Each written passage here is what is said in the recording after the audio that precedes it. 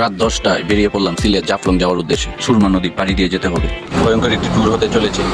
Launch দিয়ে যাত্রা শুরু করলাম। লঞ্চের সাথে ওরা সেই রকম আনন্দ উপভোগ করছে। আমাদের লোকেশন দিয়ে দিয়েছি। এই হলো বিশাল সুরমা নদী, খুব ভালো লাগছে। দূর থেকে বড় বড় বালুবাহী জাহাজ দেখা যাচ্ছে। দেখুন নদীর বিশালতা। আমরা প্রায় পৌঁছে গেছি সুনামগঞ্জ ঘাটে।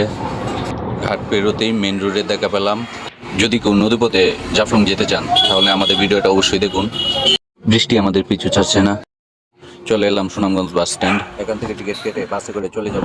বাসে বসে আপনি উপভোগ করতে পারবেন বিশাল বিশাল হাওর। চলে এলাম সিলেট। সিলেটের রাস্তাগুলো খুবই সুন্দর। সিলেট শহরটা আসলে খুব সুন্দর।